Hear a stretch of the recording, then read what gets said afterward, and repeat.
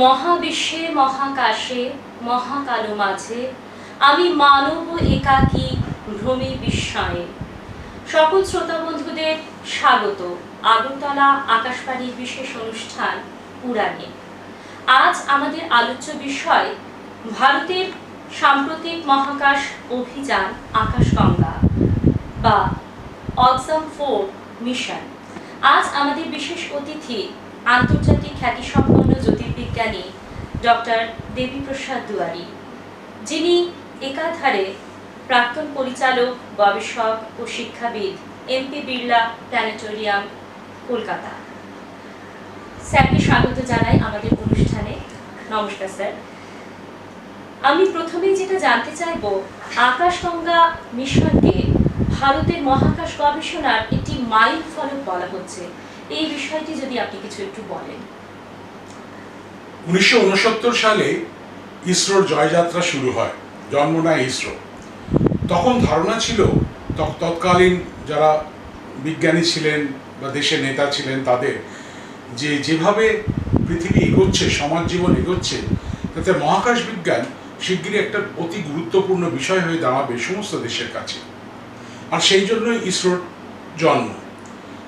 একেবারে প্রাথমিক দিকে যেহেতু স্বাধীনতা পরবর্তীকালে আমাদের সেই ধরনের কোনো সুবিধা বা সেই ধরনের কোনো পড়াশোনা বা সেই ধরনের কোনো প্রযুক্তিগত কৌশল জানা ছিল না, খুব স্বাভাবিক সাধারণভাবে ছোট ছোট ছোট ছোট কিছু প্রজেক্টের মধ্যে দিয়ে ইসরো তার জয়যাত্রা শুরু করে এবং প্রাথমিকভাবে আন্তর্জাতিক সহযোগিতার ক্ষেত্রে তারা সাহায্য নেয় বিভিন্ন রকেট, ছোট ছোট রকেট উৎক্ষেপণ বা উপগ্রহ উৎক্ষেপণের ক্ষেত্রেও।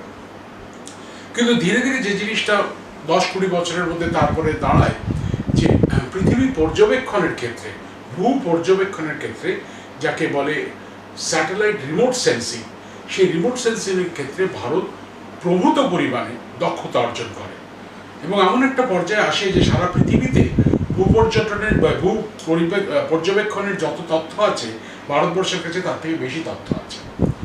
তারপরেও ধীরে ধীরে বোঝা যায় যে অন্য সমস্ত দেশ যারা মহাকাশ বিজ্ঞানে এগিয়ে গেছে, তারা অন্য গ্রহতে উপগ্রহ পাঠানোর চেষ্টা করছে, চাঁদকে জয় করার চেষ্টা তার আগেই হয়ে গেছে।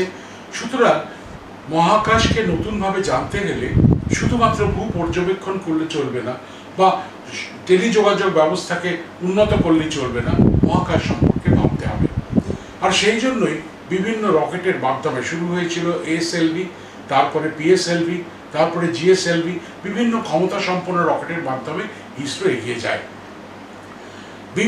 বিংশ শতাব্দীর শেষের দিকে ইসরোর বিজ্ঞানীরা বুঝতে পারেন যে আরও বেশি নতুন উদ্যমে, অনেক বেশি সহযোগিতা এবং প্রচেষ্টার মাধ্যমে ইসরোকে একটা নতুন পর্যায়ে ত্বরান্বিত করতে হবে। আর সেই জন্যই শুরু হয়েছিল ইসরোর মহাকাশ বিজ্ঞানের একের পর এক মাইল ফলক। সেই প্রাথমিক দিকে চাঁদকে পর্যবেক্ষণ, আমরা জানি 2023 সালে চাঁদে অবতরণ, এমনকি মঙ্গল গ্রহে মঙ্গলযান পাঠানো, সবই সুন্দর সফলভাবে হয়েছে।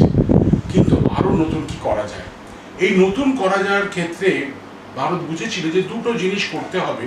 পৃথিবীতে অন্য 3টে বা 4টে দেশ যা করতে পেরেছে তার সেই তালিকায় পৌঁছতে হবে যদি মহাকাশ ভ্রমণ মানে পৃথিবী প্রদক্ষিণ এবং মহাশূন্যে একটি স্পেস স্টেশন তৈরি করা যেতে পারে। এখন এই মহাকাশ ভ্রমণের ঘটনা বা মহাকাশচারীদের মহাকাশে পাঠানোর ঘটনাটা কিন্তু শুধুমাত্র উপগ্রহ পাঠানোর থেকে অনেক বেশি কঠিন। কারণ মনে রাখতে হবে এখানে মানুষের জীবন সংযুক্ত রয়েছে। সুতরাং সেই ক্ষেত্রে পরীক্ষা নিরীক্ষার দিক থেকে অনেক অনেক অনেক বেশি পরীক্ষা করে তবে মহাকাশে মানুষকে পাঠানো যেতে পারে। এবং এই ব্যাপারে অন্য দেশগুলো একটু দুঃখজনক হলেও সরাসরি সহযোগিতা করতে রাজি নয়। তার কারণ তাদের জানে যে তাদের অধীত বিদ্যাকে নিয়ে নিলে সেটা যেন অন্যেরা সহজে পেয়ে যাবে। সুতরাং ভারতবর্ষ মোটামুটি 2012-13 সাল থেকে শুরু করেছিল গগনযান। এই গগনযানের উদ্দেশ্য ছিল যে পৃথিবীর কক্ষপথে 400 থেকে 450 কিলোমিটার উচ্চতায় অন্তত 2 থেকে 3 জন নভশ্চর তারা পৃথিবীকে প্রদক্ষিণ করে 4-5 দিন আবার পৃথিবীতে সুষ্ঠু সফলভাবে ফিরে আসবে। তাদের যে অভিজ্ঞতা, সেই অভিজ্ঞতা থেকে পরবর্তীকালে আরও নতুন, আরও বড় মহাকাশ অভিযান এবং 2035 থেকে 40-এর মধ্যে ইন্টারন্যাশনাল স্পেস স্টেশনের কাজ হয়তো ভারত শুরু করতে পারবে। 2015-16 সাল থেকে কাজ শুরু হয়েছে। যে ক্যাপসুলে পাঠানো হবে সেই ক্যাপসুলটা সঠিকভাবে সুষ্ঠুভাবে ধ্বংস না হয়ে পৃথিবীতে বা পৃথিবীর মহাসাগরের জলে যাতে আসতে পারে সেই পরীক্ষা কিন্তু 2015 সালেই হয়ে গেছে। তারপর একের পর এক রকেটের বিভিন্ন যন্ত্রাংশ, উপগ্রহের বিভিন্ন অংশবিশেষ, তাদের পরীক্ষা নিরীক্ষা চলেছে নিরন্তর। কিন্তু তবুও মহাকাশ অভিযানের অভিজ্ঞতা সঠিকভাবে জানাটা ভারতের হয়ে ওঠেনি। আর সেই ক্ষেত্রে তখনই ভারত আমেরিকার নাসা এবং অ্যাক্সিয়ম বলে একটি কোম্পানি যারা মহাশূন্যে নভোচারীদের পাঠাচ্ছে তাদের সঙ্গে যোগাযোগ করে এবং তাদেরকে যখন প্রস্তাব দেয় যে একজন ভারতীয় তাদের অ্যাক্সিয়ম 4 মিশনের মাধ্যমে যদি আন্তর্জাতিক স্পেস স্টেশনে যেতে পারে তাহলে যে অভিজ্ঞতা সে অর্জন করবে সে অভিজ্ঞতাটা পরবর্তীকালে অনেক ফলপ্রসূ হবে গগনযানের ক্ষেত্রে।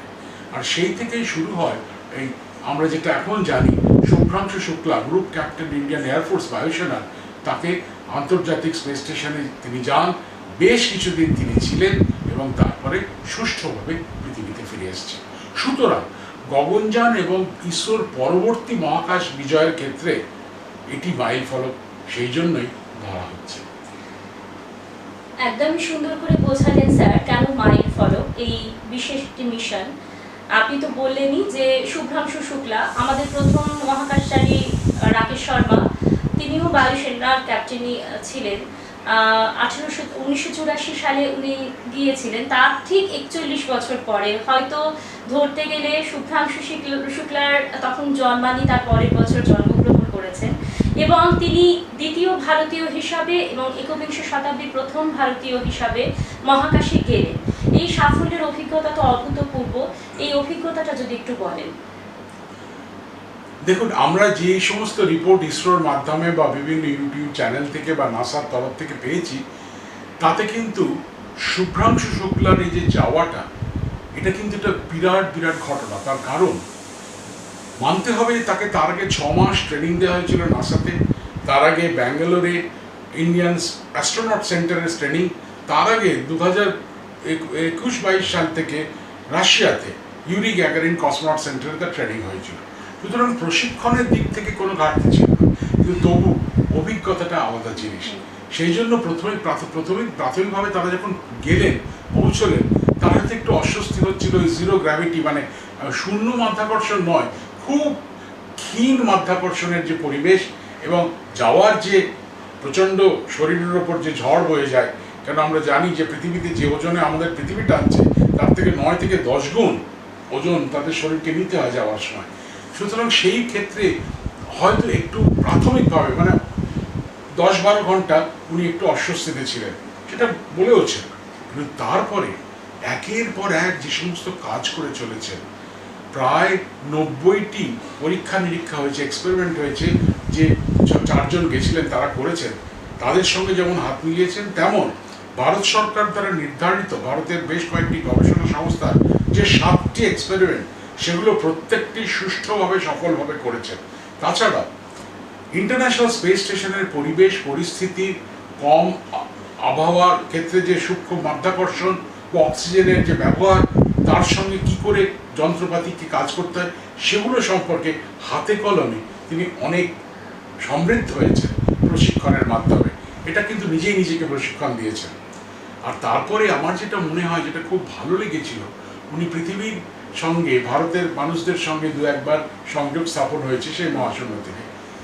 যে কথাগুলো উনি বলেছেন, আমার বিশ্বাস আগামী প্রজন্মের তরুণ প্রজন্ম তারা কিন্তু অনেকেই উদ্বুদ্ধ হবে, শুধুমাত্র মহাকাশে যাওয়ার ক্ষেত্রে নয়, এমন কিছু একটা জীবনে করতে যার মাধ্যমে তাদের দেশ ভারতবর্ষের উন্নতি হয়, তাদেরকে সবাই পরিচিত হয় তাদের সঙ্গে, তাদের দক্ষতা ক্ষমতা সম্পর্কে, এবং তার পরবর্তীকালে ভারত এমন একটা জায়গায় উন্নীত হয় যে আমরা ছোটবেলায় যে সেই কবিতার লাইনটা পড়েছিলাম, ভারত আবার জগৎ সবাই শ্রেষ্ঠ আসন লবে, এখানে শ্রেষ্ঠতা বলছি না, কিন্তু একেবারে ওপরের মাত্রায় হয়তো ভারত পৌঁছে যাবে এই মহাকাশ বিজ্ঞানের ক্ষেত্রে। স্যার খুব ছোটবেলাকার স্মৃতি মনে করিয়ে দিলেন, ভারত আবার জগৎ সভায় শ্রেষ্ঠ আসন লবে। একদমই তাই, মহাকাশ কেন আরও চারপাশে যে বিজ্ঞান এবং গবেষণার অফুরন্ত ভাণ্ডার যা আজও রহস্যে ঘেরা রয়েছে সেটা আস্তে আস্তে উন্মোচিত হবে। আমরা অনেকটাই এগিয়ে এসেছি প্রযুক্তির দিক থেকে, আগামীতে আরও বেশি এগিয়ে যাব। তো এই যে মিশন, আমরা যে মিশন নিয়ে কথা বলছি সেখানে আমাদের যে অক্সিয়াম স্পেস, নাসা এবং ইসরোর যৌথ উদ্যোগে এটি পরিচালিত হয়েছিল, এমন আন্তর্জাতিক সহযোগিতা ভারতের মহাকাশের কর্মসূচিকে কতটা শক্তিশালী করেছে বা ভবিষ্যতে করবে বলে আপনি মনে করেন? দেখুন, এই ক্ষেত্রে একটা কথা বলবো, বিজ্ঞানের ছাত্র হিসাবে বলছি, বিজ্ঞান বিশেষ করে প্রযুক্তি ছাড়লেও বিজ্ঞান শুধুমাত্র একলা ঘরের মধ্যে কোণে বসে করার দিন কিন্তু চলে গেছে। বিজ্ঞান এখন আন্তর্জাতিক সহযোগিতার হাত ধরে বিজ্ঞান কিন্তু এগিয়ে চলেছে তার জয়যাত্রায়। সেক্ষেত্রে কোন মানুষ, কোন বিজ্ঞানী, কোন দেশে তিনি কোথায় পড়াশোনা করেছেন, এই ব্যাপারটা কিন্তু সত্যি কেউ মনে রাখে না এবং তার দরকারও পড়ে না। সেই ক্ষেত্রে বেশ কয়েক দশক ধরে বিজ্ঞানের যে জয়যাত্রা তা কিন্তু নির্ভর করছে কতটা পরিমাণে সহযোগিতা বিভিন্ন দেশের মধ্যে হচ্ছে। আর সেই ক্ষেত্রে এই মহাকাশ বিজ্ঞানও বাদ যায় না। সেই ক্ষেত্রেও কিন্তু মনে রাখতে হবে, আমরা অনেকেই ছোটবেলায় পড়ি বা এখনো জানি যে আমেরিকা আর রাশিয়ার মধ্যে নাকি খুব প্রতিদ্বন্দ্বিতা সমস্ত কিছু নিয়ে। কিন্তু গত 15 বছর আমেরিকার নভশ্চরেরা তারা কিন্তু ইন্টারন্যাশনাল স্পেস স্টেশনে গেছেন এই রাশিয়ার রকেটে চেপে। সুতরাং সেই ক্ষেত্রে কিন্তু কোথায় যেন এই দ্বন্দ্ব বা প্রতিদ্বন্দ্বিতাটা চলে যায়, কারণ সব বিজ্ঞানীরাই বুঝতে পারেন, সমস্ত দেশ নায়করা বুঝতে পারেন ওই একটা ক্ষেত্রে বিজ্ঞান, সেখানে কিন্তু মেলবন্ধন না হলে হবে না। সুতরাং সেই সুবিধাটা ভারতও পেয়েছে। আবার ভারতও অনেক কিছু সুবিধা সহযোগিতার মাধ্যমে অন্য গবেষণা কেন্দ্রকেও, অন্য দেশের গবেষণা সংস্থাকেও করে দিচ্ছে। যার প্রমাণ আমরা এই সপ্তাহ দুয়েক আগে নিসার যে স্যাটেলাইটটি ছোড়া হলো, যেটি এ পর্যন্ত পৃথিবীর সব থেকে দামি, মানে 15,000 কোটি টাকা একটা উপগ্রহের দাম, সেই স্যাটেলাইটটা নাসা পাঠানোর জন্য কিন্তু ইসরোর উপরেই নির্ভর করেছে। একদমই ঠিক তাই। আপনি কিছু পূর্ব অভিজ্ঞতার কথা বললেন।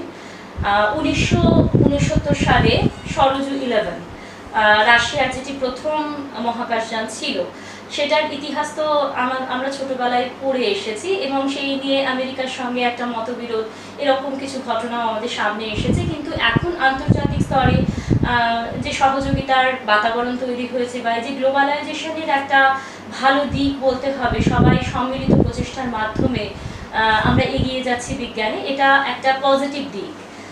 আর এর পরে আমরা যে বিষয়টা নিয়ে আপনাকে জানতে চাইবো যে মার্কিন নভোচারী পেগি উইটসন, যিনি 675 দিনে মহাকাশে কাটানোর অভিজ্ঞতা সম্পন্ন একজন নভোচারী এবং তাকে হয়তো পরীক্ষা নিরীক্ষার জন্য 10 বার স্পেস ওয়াকও করতে হয়েছে।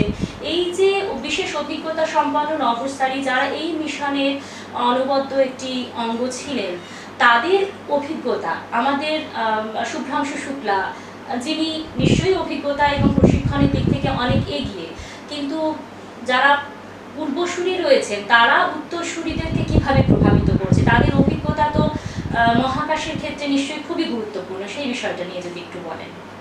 দেখুন, কোনো কিছুই সমষ্টিগতভাবে করতে গেলে আমাদের মনে রাখতে হবে যে একজন থাকেন যিনি সবার সামনে। আপনি ক্রিকেট খেলার কথা ভাবুন, একজন অধিনায়ক ক্রিকেট টিমে, সে যদি অভিজ্ঞ হয়, তার যদি অনেক অভিজ্ঞতা থাকে, তার সঙ্গে দক্ষতা থাকে, তাহলে কিন্তু সেই ক্রিকেট দলে যত নতুন নতুন ছেলে ঢুকছে তাদেরকে তিনি উদ্বুদ্ধ শুধু করবেন না, তার কাছ থেকে এরা অনেক শিখবে কিছু। সেই শেখাটা যে শুধু ক্রিকেটের ব্যাটিং টেকনিক বা বোলিং টেকনিক নয়, মানসিকতা, যাকে অ্যাটিটিউড বলা হয়, বা ভবিষ্যৎকে দেখার এবং সেই দেখার মধ্যে একটা মানে পজিটিভ দিক কি আছে, সেটা তাদের মনের মধ্যে আস্তে আস্তে আসে, তারা বেড়ে ওঠে, একদিন হয়তো সেই অধিনায়ক হয়। ঠিক একইভাবে এই ধরনের সমষ্টিগত কোনো কাজ, মানে টিম ওয়ার্কে, সেখানে যদি অধিনায়ক বা যিনি লিড করছেন, যিনি সবাইকে এগিয়ে নিয়ে যাচ্ছেন, তিনি যদি অভিজ্ঞতা সম্পন্ন হন, যে ক্ষেত্রে পেগি উইটসনের কথাটা আপনি বললেন, মনে রাখতে হবে যারা গেছে, ভারতের শুভ্রাংশু শুক্লা, হাঙ্গেরির একজন আছেন, পোল্যান্ডের একজন আছেন, তারা কিন্তু এ পর্যন্ত কোনোদিন মহাকাশে যাননি। সুতরাং তারা হয়তো সমস্ত খুঁটিনাটি তথ্য জানেন, কি করে করতে হয় জানেন, কিন্তু কখন কিভাবে কি চিন্তা করে করতে হবে সেই প্রয়োগ করার যে পরিস্থিতিটা সেটা কিন্তু এই দলনেতার কাছ থেকে তারা পাবেন বলে আমার বিশ্বাস, এবং সেই জন্যই সেইভাবে এই দলটাকে বানানো হয়েছে। একদমই স্যার, অভিজ্ঞতা তো মানুষকে সমৃদ্ধ করে বিভিন্ন ক্ষেত্রে, আমরা জেনে এসেছি। এখন যেটা জানতে চাইবো আমরা বিভিন্ন সংবাদ মাধ্যমে এবং মিডিয়া মারফত যেটা জানতে পারছি যে 14 দিন ধরে আন্তর্জাতিক স্পেস সেন্টারে নানা রকমের পরীক্ষা নিরীক্ষা গবেষণা আমাদের শুভ্রাংশু শুক্লা করেছেন। সেখানে কিছু মেথি বা মুগ বীজের উপরে মাইক্রোগ্র্যাভিটির প্রভাব, মানব দেহে তার প্রতিক্রিয়া, এই সমস্ত সম্পর্কে কিছু গবেষণা হয়েছে। আপনি যদি বিস্তারিতভাবে একটু বলেন কি ধরনের গবেষণা হয়েছে এবং সেটার তাৎপর্যই বা কি? দেখুন, মহাকাশ গবেষণার ক্ষেত্রে যে যে দিকগুলো মহাকাশ বিজ্ঞানীদের সুবিধা করে দিতে পারে পরবর্তী প্রজন্মের যে সমস্ত উৎক্ষেপণ হবে তার ক্ষেত্রে, সেই ধরনের পরীক্ষা নিরীক্ষায় শুভ্রাংশুকে করতে পাঠানো হয়েছিল। এখানে শুধু ইসরো নয়, ভারতের কয়েকটি বিশ্ববিদ্যালয় এবং কয়েকটি গবেষণা সংস্থাও যুক্ত ছিল। মোটামুটি 7টি পরীক্ষার কথা ভাবা হয়েছিল। প্রথম হচ্ছে ক্ষীণ যে অভিকর্ষজ ক্ষেত্র বা জিরো গ্র্যাভিটি অনেকে বলছেন, কিন্তু মাইক্রোগ্র্যাভিটি কন্ডিশনে শরীরের ওপর, যে কোনো মানব দেহের ওপরে তার অনেক প্রভাব পড়ে। আমরা পৃথিবীতে হেঁটে চলে বেড়াই তার কারণ আমাদের এই শরীরের একটা হাড়ের খাঁচা আছে, যাকে কঙ্কাল বলা হয়। এই কঙ্কাল কিন্তু আমাদের শরীরকে সোজাভাবে দাঁড়াতে সাহায্য করে বা হাঁটতে চলতে সাহায্য করে। যেখানে কোনো অভিকর্ষজ আকর্ষণ নেই, আমি ভেসে বেড়াচ্ছি, সেখানে কিন্তু ওই হাড়ে তার যে উপযোগিতা বা তার দরকারি যে কাজের যে উপযোগিতা সেটা কমে যায়। তার ফলে হাড়ের ক্ষয় হয় এবং তারপরে শক্তি অনেক কমে যায়। এছাড়াও আমরা জানি যে প্রতিদিন মহাশূন্যে থাকলে প্রায় 2 থেকে 3 লক্ষ রক্তকণিকা, লৌহ রক্তকণিকা বা যেটাকে আমরা রেড ব্লাড সেল বলি, সেগুলি ক্ষয় হয় প্রতিদিন। সুতরাং কি পরিমাণে সেগুলো আবার তৈরি হচ্ছে যাতে শরীর ঠিক থাকে, সুস্থ থাকে, সেগুলো নিয়েও কিন্তু চিন্তা ভাবনা আছে। শুভ্রাংশু শুক্লা তার নিজের শরীরকে ব্যবহার করে, অনেকটা নিজেকে গিনিপিগ মতো ব্যবহার করে, কি প্রভাব তার শরীরে পড়ছে সেগুলো কিন্তু পুঙ্খানুপুঙ্খভাবে তিনি নথিবদ্ধ করেছেন, যাতে পরবর্তী প্রজন্মের মহাকাশচারীরা সেই অসুবিধাগুলো যাতে না সহ্য করতে হয়, বিজ্ঞানীরা ভাবতে পারবেন যে কী কাজ করতে হবে। আরেকটি ঘটনা ঘটেছে যেটা আপনি বললেন, যে মুগ ডাল মুগ বা মেথি, এই বীজগুলোকে নিয়ে গেছিলেন কেন? অঙ্কুরিত করার জন্য। তার কারণ এখানে আমাদের মনে রাখতে হবে, পৃথিবীতে যখন একটা ছোট গাছ হয়, তলার দিকে শিকড় চলে যায়, ওপর দিকে ডালপালা ওঠে। এই শিকড় তলার দিকে যাওয়ার কারণ হচ্ছে মাটি আছে বলে শুধু নয়, বা অভিকর্ষের টান আছে। মহাশূন্যে যেখানে এসব নেই, সেখানে শিকড়ই বা কি বা গাছের ডালপালাই বা কি, সেগুলো কিভাবে ব্যবহার হবে সেটা জানার জন্য, এই অঙ্কুরোদ্গম কিভাবে হচ্ছে সেটা দেখার জন্য। এছাড়াও 6 রকমের বীজ নিয়ে গেছিলেন। সেই বীজগুলোকে কিন্তু অঙ্কুরিত করার জন্য নয়, কিন্তু মহাশূন্যে ওই বীজগুলোর ভেতরের জৈবিক উপাদানের কি ধরনের পরিস্থিতি পরিবর্তন হবে সেগুলো জানার জন্য গেছিলেন। তারপরে একটা ছোট্ট বিন্দুর থেকেও ছোট একটা মাইক্রো অর্গানিজম আছে, যাকে বলে টার্ডিগ্রেড। বাংলায় বললে জল ভাল্লুক, দেখতে ওটা ভাল্লুকের মতো, কিন্তু হচ্ছে মাইক্রোস্কোপের আন্ডারে দেখতে হয়। এই টার্ডিগ্রেডের একটা বিশাল বৈশিষ্ট্য হচ্ছে, যে কোনো অবস্থাতে, সঙ্গীন অবস্থাতে, অত্যন্ত শীতল, অত্যন্ত গরম বা একেবারে অ্যাসিডিক একটা পরিবেশ বা বাতাস কম, সেখানে ওরা বেঁচে থাকতে পারে। এবং এরা বোধহয় পৃথিবীর প্রাচীনতম প্রাণজীব হিসাবে এদেরকে পরিগণিত করা হয়, কেন কোনো কিছু এদেরকে ধ্বংস করতে পারেনি এ পর্যন্ত। এমনকি দেখা যায় 2 বছর ধরে মৃতপ্রায় হয়ে যেন প্রাণ নেই পড়ে আছে, 2 বছর পর আবার সজীব হয়ে উঠেছিলেন। যে তারা কিভাবে এই মহাশূন্যে তারা কিভাবে বেঁচে আছে, কিন্তু তাদের বেঁচে থাকা থেকে বিজ্ঞানীদের ক্ষেত্রে সুবিধা হয় বুঝতে মহাকাশচারীদের কি করা উচিত, কি করা উচিত না। এটি তো গেল।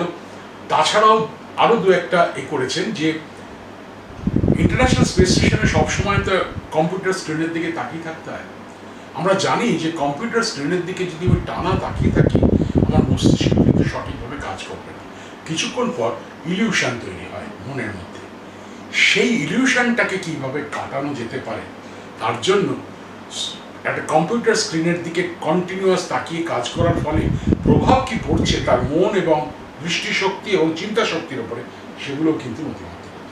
সুতরাং ভেবে দেখুন, একের পর এক যে পরীক্ষাগুলো করেছেন প্রভূত পরিমাণে সাহায্য করবে পরবর্তী মহাকাশ অভিযানের ক্ষেত্রে। সুতরাং যে 14 দিন তিনি ছিলেন তার মধ্যে তিনি এমন কাজ করে ফেলেছেন যা হয়তো গবেষণার মাধ্যমে পৃথিবীতে করতে ধরুন 2-3 বছর লেগে যেত। একদমই স্যার, এত ইন্টারেস্টিং একটা বিষয় মহাকাশ, এত দূরবর্তী, এত আলোকবর্ষ দূরে থাকা জিনিস, আর সেখানে গিয়ে মানব শরীরের মধ্যে কি পরিবর্তন হচ্ছে বা উদ্ভিদ শরীরের শারীরবৃত্তীয় কি পরিবর্তন হচ্ছে, সেখানে অঙ্কুরোদ্গম আদৌ সম্ভব কিনা, সেগুলো কিভাবে হয়, তাদের মধ্যে কি পরিবর্তন, সেই সমস্ত নানা গবেষণা যার সুফল অবশ্যই আগামী ভবিষ্যৎ এবং প্রজন্ম যারা এই বিজ্ঞান নিয়ে আরো গবেষণাকে এগিয়ে নিয়ে যাবে তারা সমৃদ্ধ হবে। একেবারে আমরা একটি প্রতিবেদনে পড়ছিলাম যে প্রতি সেকেন্ডে 7.5 কিলোমিটার গতিতে শুভ্রাংশু শুক্লা যাচ্ছিলেন যখন মহাকাশ অভিযানের উদ্দেশ্যে উনি রওনা হচ্ছেন। এখানে এই যে বিশাল একটা গতিতে যাওয়া, সেখানে শুধু তো উনি ওনাকে নিয়ে যাচ্ছিলেন না, সাথে অগণিত মানুষের আশা আকাঙ্ক্ষা এবং ভারতের এই যে আমাদের জাতীয় পতাকা সেটাকে বহন করে নিয়ে যাচ্ছিলেন। এই যে বিশাল একটা অভিজ্ঞতার রহস্যের দ্বার উদ্ঘাটন হলো, অনেক কিছু খুলে গেল, সেই বিষয়টা নিয়ে যদি একটু বলেন যে এই মিশন ভবিষ্যতে তো মানুষকে অনেক বেশি সমৃদ্ধ করবে, আর আমাদের এত এত মানুষের আশা আকাঙ্ক্ষা কিভাবে বাস্তবায়নের পথে ভবিষ্যতে হাঁটবে। দেখুন, আমি খুলেই বলি। প্রথমে আপনি বললেন যে ওই 6.5 কিলোমিটার প্রতি সেকেন্ড বা 26 থেকে 28,000 কিলোমিটার প্রতি ঘন্টায় ইন্টারন্যাশনাল স্পেস স্টেশন পৃথিবীকে প্রতি 90 মিনিটে একবার করে প্রদক্ষিণ করেছে, মানে 16 বার সূর্যাস্ত, 16 বার সূর্যোদয় একই দিনে। এমন প্রশ্ন রাখতে পারে যে এত প্রচন্ড গতিতে গেলে কিভাবে কাজকর্ম, কিভাবে ঠিকভাবে বেঁচে থাকা। আমরা কিন্তু সেখানে ভুলে যাই যে এই মুহূর্তে আমরা যেখানে বসে আছি বা পৃথিবীতে প্রায় 790 কোটি মানুষ, কোটি কোটি প্রাণ বেঁচে আছে, আমাদের বেঁচে থাকার প্রতিটা মুহূর্ত, প্রতি সেকেন্ডে 29.5 কিলোমিটার প্রতি সেকেন্ড গতিবেগে সূর্যকে প্রদক্ষিণ করছে, অথচ আমরা কি সেটা বুঝতে পারছি না। আবার যদি দেখেন সূর্য এবং সৌরজগৎ, আমাদের যে মিল্কি ওয়ে বা আকাশগঙ্গার গ্যালাক্সি, তার কেন্দ্রকে ঘিরে প্রদক্ষিণ করছে 220 কিলোমিটার প্রতি সেকেন্ডে। আমরা কিছু বুঝতে পারছি না, কেন এগুলো সব আপেক্ষিক। সুতরাং সেই ক্ষেত্রে বাইরে কত গতিবেগে যাচ্ছে সেটা খুব একটা বড় গুরুত্ব হয়ে দাঁড়ায়। আর আপনি যে কথাটা বললেন যে আমরা জানি শুভ্রাংশু শুক্লা যে ইউনিফর্মটা পরেছিলেন তার কাঁধের কাছে ভারতের জাতীয় পতাকার একটা প্রতীকী ছিল। দেখুন, এগুলো হচ্ছে অনুভূতি এবং আবেগ। সারা দেশবাসী সেই মুহূর্তে শুভ্রাংশু শুক্লা কি কাজ করছেন বা কোন যন্ত্রটা, কোন বোতামটা টিপছেন, কি করছেন, তার থেকেও গুরুত্ব পেয়েছে অনেক মানুষের কাছে তার ওই ছবি এবং সেই ছবিতে কাঁধে ভারতের পতাকা। এইখানে না একটা জিনিস ভীষণ দরকার। বিজ্ঞান কিন্তু সূত্র, সমীকরণ, যেটা কার্যকরণ সম্পর্ক এবং বাস্তব যুক্তি, তার উপর নির্ভর করে হয়। আর এই সমস্ত ভালো লাগার দিকগুলো সারা ভারতবর্ষে উদ্বেলিত হয়েছে। সেদিন ওনার বাড়ির কাছে বা গুজরাটে প্রচণ্ড পুজো হয়েছে, বাজি ফাটানো হয়েছে, সব কিন্তু দরকার, কিন্তু তার মধ্যে অনুভূতিটা বেশি লুকিয়ে রয়েছে, একে ইমোশন বলে। এখন বিজ্ঞানের প্রগতির জন্য যে মানব সম্পদ দরকার, আমাদের তরুণ প্রজন্ম, তাদের মধ্যে সেই অনুভূতিটা আসা খুব দরকার যে আমরা একটা কিছু করছি, দারুণ জিনিস হচ্ছে। কিন্তু বিজ্ঞানের সঙ্গে অনুভূতিকে জুড়ে ফেলাটা সেটার মধ্যে কিন্তু কিছু কিছু অসুবিধা থাকে। সুতরাং সেই ক্ষেত্রে আমাদের মনে রাখতে হবে মানুষের চিন্তা শক্তি আমাদের অসীম, আলাদা করে দেখা ব্যাপারটাকে। ভালো লাগা, কিন্তু কিসের জন্য ভালো লাগা? আমার ভালো লাগছে বলি ভালো লাগা, তাতে কবিতা লেখা যায়, কিন্তু বিজ্ঞান করা যায় না, এইটা আমরা ভুলে যাই। সুতরাং সেই দিক থেকে বৈজ্ঞানিক যে দৃষ্টিভঙ্গি, বিজ্ঞান মনস্কতা, একটা নতুন জনজোয়ার, বিশেষ করে আমাদের তরুণ, আমি বারবার ওই কথাটা বলছি, কারণ ভারতবর্ষের 50% এখন 30 বছরের বয়স কম। আজ থেকে 10-20 বছর পরে তারাই ওই ইসরোর কনসোলে বসে পাঠাবে উপগ্রহ। সুতরাং তাদের মনের মধ্যে আমাদের সমাজ জীবনটা এমন হয়ে গেছে না যে কিছুটা যেন সেই একেবারে একটা গণ্ডি বেঁধে দেওয়া হয় বা আমাদের ছোট প্রজন্মকে, তুমি এটা পড়বে, তারপরে এটা পাস করবে, তারপরে এটা পাস করবে, তারপরে গত 20 বছর ধরে, 30 বছর ধরে তুমি ইন্টারনেট সমস্ত আইটি সেক্টরে জয়েন করবে। তার মধ্যেই মোক্ষ লুকিয়ে রয়েছে। কিন্তু আমরা ভুলে যাই যে আইটি সেক্টরে এখন ভারতবর্ষের যে অবস্থা, সেটা কিন্তু গবেষণালব্ধ খুব একটা কাজ নয়। সেটা হচ্ছে রুটিন কাজ, যেটা আজ থেকে 30 বছর আগে আমরা বলতাম কেরানিরা করছে। এনারা এখন ডিজিটাল কেরানি চাইছে। তার সঙ্গে কিছুটা বুদ্ধি লাগবে, প্রয়োগ লাগবে, শিক্ষা লাগবে। কিন্তু পরবর্তী স্তরে যেতে গেলে যে ইনফরমেশন টেকনোলজি রিসার্চ, সেই কাজ ভারতে শুরু হয়েছে। সেখানে কিন্তু খুব কতিপয় একজন অত্যন্ত মেধাবী ছাত্রছাত্রীদের দরকার। সুতরাং অন্য কোন দিকে গেলে শুধুমাত্র আমার কাজ পাবো, চাকরি করতে পারবো তা না, নিজের জীবনকে উন্নত স্তরে নিয়ে যেতে পারবো, তার মধ্যে নিজের মনে শান্তি থাকবে, কিছু করার, ভালো কিছু করার যে আনন্দটা সেইটা থাকবে। সেটাই হচ্ছে সফল জীবনের একটা লক্ষ্য। সেই জিনিসটাকে কিন্তু খুঁজে পাবে ভারতে নতুন নতুন যে প্রযুক্তির দিগন্ত খুলছে, শুধুমাত্র মহাকাশ বিজ্ঞান, অন্য ক্ষেত্রে। সেই ক্ষেত্রে তরুণ প্রজন্ম তারা আসতে শুরু করেছে, এবং আমি তাদের সঙ্গে কিছু কিছু মানুষের সঙ্গে মিট করেছি, মানে দেখা হয়েছে, তারা যে কি আনন্দিত। হয়তো টাকাটা ইনফরমেশন টেকনোলজির থেকে কিছুটা কম পাচ্ছে, কিন্তু আনন্দ বলছে স্যার মনের আনন্দটাই। কেন মনে রাখতে হবে, আমরা এমন দিকে অভিভাবকরা ঠেলে দেব না যেখানে, একটা উদাহরণ দিয়ে বলি, একটি ছেলে 22, 23, 21 বছর বয়সে সে ইন্টারনেট তথ্য প্রযুক্তিতে সংযুক্ত হলো চাকরির জন্য। আচ্ছা বলুন তো, 45 থেকে 50 বছর বয়স্ক একজন হাসি খুশি আনন্দ ভর্তি তথ্য প্রযুক্তি বিশেষজ্ঞ আপনি দেখতে পান সফটওয়্যার ইঞ্জিনিয়ার? কেন? কারণটা হচ্ছে কিছু একটা ঘটে যাতে তাদের মনের আনন্দটা চলে যায়।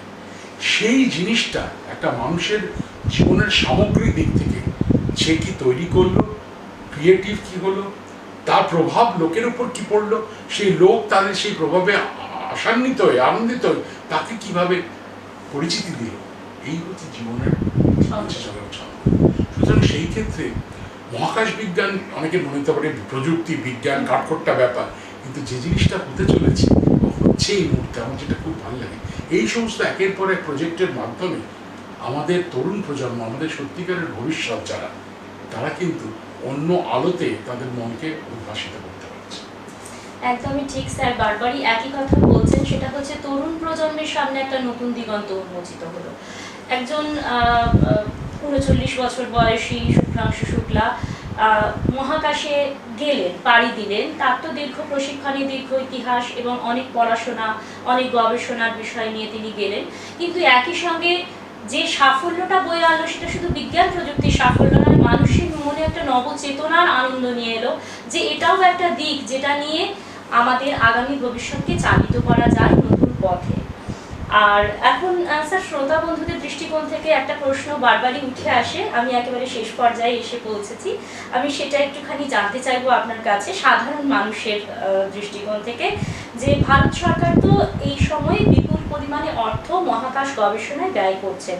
তার তো একটা বৃহত্তর দিক অবশ্যই রয়েছে বিজ্ঞান প্রযুক্তির দিক থেকে, কিন্তু সাধারণ মানুষ যারা একেবারে খেটে খাওয়া সাধারণ মানুষ, তাদের জীবনে এদের ইম্প্যাক্ট, এটা নিয়ে আপনি বিস্তারিতভাবে যদি কিছু একটু বলেন, যে তারা কিভাবে উপকৃত হবে। নিঃসন্দেহে উপকৃত হবে, কিন্তু ছোট্ট ছোট্ট দিক যেগুলো তাদের উপকারের জায়গা, সেগুলো যদি একটু বলেন। দেখুন, এক্ষেত্রে প্রশ্নটা কিন্তু খুব প্রাসঙ্গিক, এবং বেশ কয়েক বছর ধরে, গত 10, 15, 20 বছর ধরে এই প্রশ্নটা আমাদের সমাজে, বিশেষ করে বাঙালি সমাজে যেন একটু বেশি করে আসছে। হয়তো আমরা বেশি করে বুদ্ধিজীবী বলে এই প্রশ্নটা মনে আসে। যেমন আমাকে অনেকে বলেছিলেন, যখন মঙ্গলযান সফলভাবে শুধু উৎক্ষেপিত না, প্রবিষ্ট করা হলো মঙ্গলের কক্ষপথে, পৃথিবীর ইতিহাসে প্রথম একটা দেশ প্রথম প্রচেষ্টায় সফল মঙ্গল অভিযান করেছে।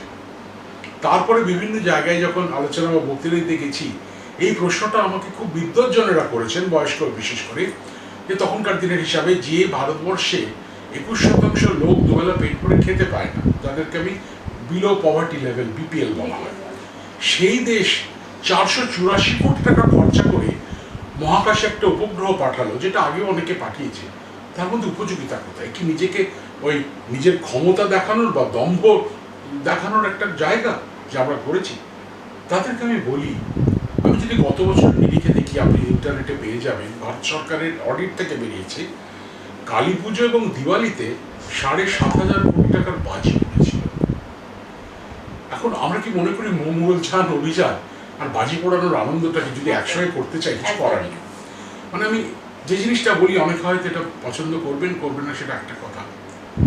গত বছর পশ্চিমবঙ্গে একটি বিদেশি সংস্থার সার্ভেতে দুর্গাপুজো সম্পর্কিত সমস্ত কিছু, ব্যবসা বলুন, পুজো বলুন, খরচ বলুন, 49,000 কোটি টাকা খরচা হয়েছে।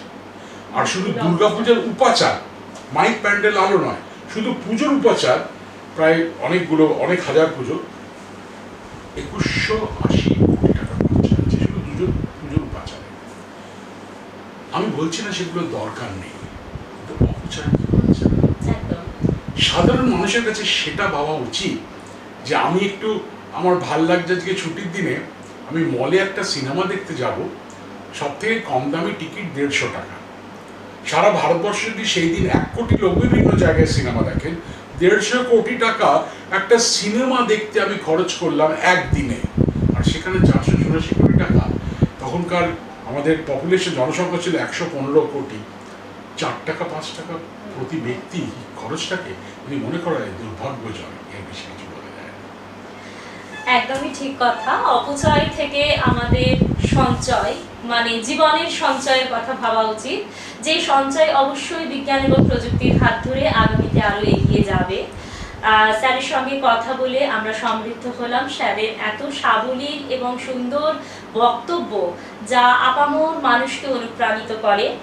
আর আমি একটা কথা বলবো, শুভ্রাংশু শুক্লার মা বাবা একটি ইন্টারভিউয়ে বলছিলেন, শুনছিলাম, যে ছোটবেলা থেকে ওর স্বপ্ন ছিল আকাশে পাড়ি দেওয়া। আর কাকতালীয়ভাবে আজকে আমাদের যে আকাশবাণী আগরতলার বিশেষ অনুষ্ঠান, তার নামও উড়ান, অর্থাৎ সেই স্বপ্ন পূরণের ইতিহাস, যেটা কিছুদিন আগে সাফল্যের দিশা দেখেছে।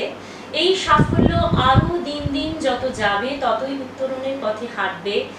আর আমরা আবারও ফিরে ফিরে আসবো এই স্যারের মতো একজন মানুষের কাছে, যার অভিজ্ঞতা এবং জীবনের সঞ্চয় থেকে কিছু জিনিস আমাদের নিজেদের কাছে এনে আমরাও সমৃদ্ধ হব। আপনাকে অনেক অনেক ধন্যবাদ স্যার।